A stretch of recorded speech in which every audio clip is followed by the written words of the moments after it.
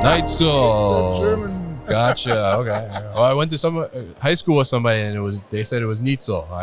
No. Neitzel. That would Okay. be the other way around. Okay. All right. Well, from AutoStore, how are you?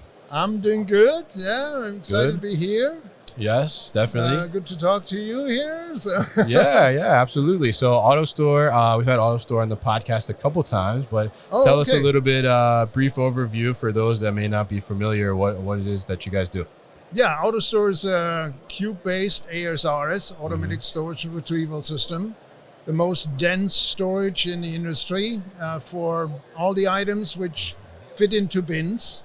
With that, you don't just have a very compact storage, but you also improve the performance of your pick operator. So compared to a manual warehouse where a person has to walk more than picking, 70% walking and only 30 or even less picking.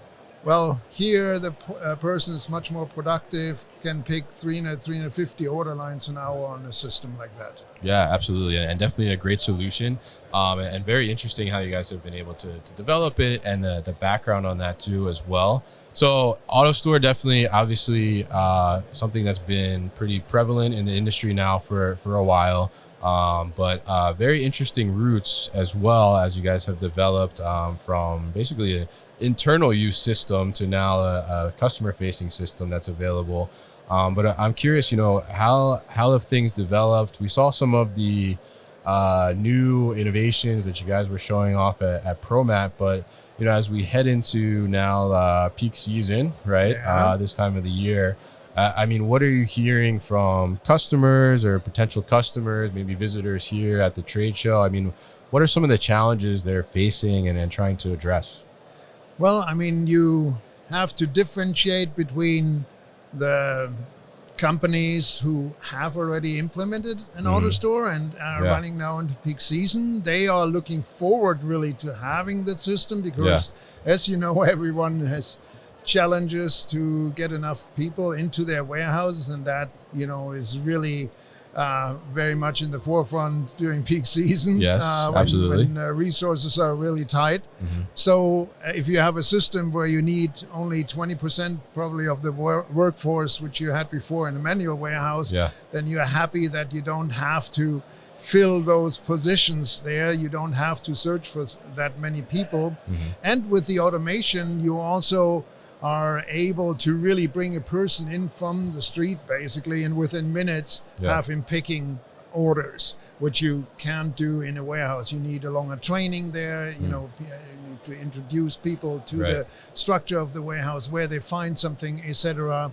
So that's the users which have that already. Of course, then there are the other companies who are a little behind there still and run into these problems which I just mentioned, and they are now coming and talking to us about next year. So they would like to have a system ordered now and in operation next year. And that's possible. With our type of automation, you could have within a year a system up and running and then improve your operation like that. But those who have still the manual operated warehouses, they are kind of in trouble there in a lot of areas where they don't find enough people, have to raise the salaries there, get very aggressive. I heard from 3PLs who go out really early in September already, hire people even so they don't need them maybe there, but just in case, so that they have the people on staff when they run into the really busy time of the year there. Yeah, absolutely. And I think it's certainly a challenge to find labor in the market and especially as you get closer to those busier and busier times. So you're eating that cost up front just to ensure you have that comfort there within the labor. But tell us a little bit about, from the capacity perspective, as you have an ebb and flow, especially if your business has a very, defined peak season, where you're very busy for maybe 1 quarter of the year, and then the remaining 3 quarters is kind of a little less, right? How does AutoStore help you to manage and control that capacity a little better?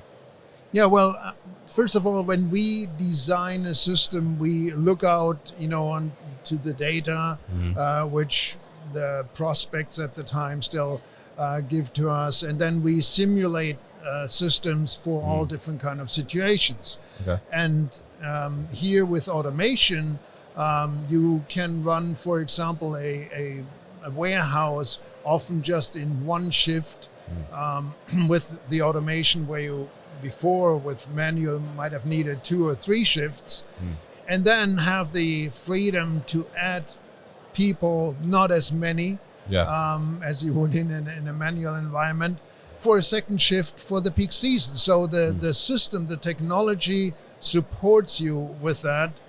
So gives you the freedom to just, hire a small amount of people then, and then add this second shift if you need it for your performance during the peak season. So that's, one of the big advantages also of the technology there. I mean, the robots, they work 24 hours if needed. They can prepare things overnight, but the people which you still need for the picking operation in most of the cases, I mean, we have automated picking opportunities too, and some of the customers start doing that. But most of the, warehouses are still, on the pick side operated from the people. Manual, And so in that case, you just bring in additional people, but a small amount during the peak season, and then cover that. The robots are capable to operate, during that time, but you don't have to operate it during the whole year with the 2 shifts there. Very interesting, and it's great to be able to have that capability to manage that capacity a little better, especially from the labor perspective too. You mentioned that hiring more people to get through peak season, and then it's always troubling, I think, to me that like after peak season's over, you got to let people go, right? There you go. So if you're able to have less of an impact there, negative impact, I guess, on the people, I mean, I think that's a lot better thing too as well. So you mentioned there that there's some automated picking opportunities.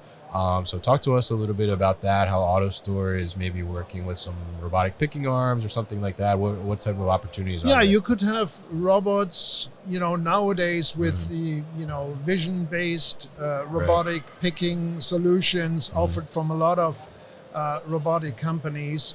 Our partners, and as you know, I didn't mention it here, but AutoStore is working through integrators. Right. So we're not directly selling to the market. We're, having integration partners worldwide. Of course, here a lot of them also in US or in North America in general.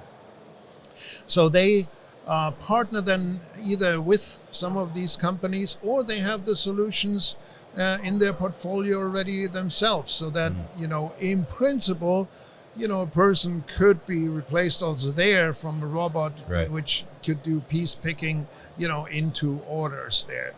Most of the cases you don't do that right now because you still have your people which you want to keep working, the best personnel which you want to keep in the warehouse, and so I think in most of the cases you will still operate it manually, but the technology allows you to do that also automatically. It's developing.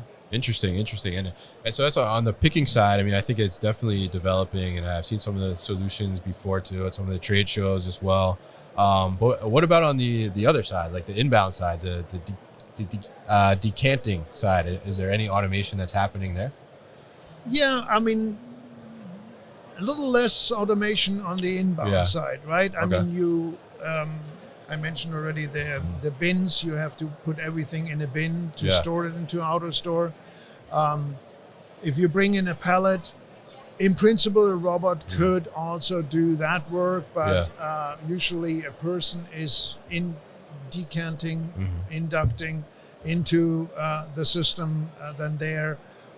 On the way to that, well, you could have robots, I mean, AMR forklifts, picking it up in a trailer and bringing it to the decant station, or from there bringing it back, the pallet, the reserve pallet, into the storage system. all possible today, but it's always a question of where do you justify the automation? Where does it give you the best payback, return of invest? And in a lot of cases, there you might, argue, well, that takes us still some time till we really want to have also automation in these areas. Got it. Interesting. Yeah. I was curious about that because we always hear, we always hear about picking, right? So I'm curious about the other processes there in between too as well. So very interesting to talk to you about AutoStore here, and really appreciate you coming by and sharing us some more insights and how people can maybe put AutoStore in for next year to better manage their peak season capacity. So really interesting. And if people are interested in learning more about AutoStore, how can they do that? Yeah, I mean, we are here at the Edge conference, and there are a lot of 3PLs there. For example, I'm responsible on the business development side for the 3PLs. Oh, okay. The 3PLs were for some time a challenging partner there, but more and more, especially after COVID, they also start automating now their operations, for their picking. Sometimes, their customers, they buy a system and then they operate it, or in other cases, even the 3PLs buy into the technology because they see the possibility to utilize this not only for just one customer. They in a warehouse, they can compact the warehouse, and then they can bring in more clients, and these clients can store their materials in the same system. They don't have to have a separate section in the warehouse for them, and so they just have maybe separate workstations, we call them ports, and then for the different clients, but they store the inventory in the same cube there from AutoStore. And with that, they are very flexible. If one has a peak season, they store more of that one in the warehouse, and the other one might not have a peak season and have maybe a high volume on certain business days. And then they can store more from that customer in there. So they are much more flexible than they are today, especially since they also don't have to slot their warehouses. The system's doing that automatically for them. So that's definitely an interesting solution for a lot of people who are visiting here at the Edge show, and swing by our booth here, 403, if I can 403, mention that. Definitely, so you're here, sure, of course, yeah. So it's great to talk to you, Uwe, and really good to meet you as well, and always interesting to learn about what AutoStore is up to. So thank you very much for coming by.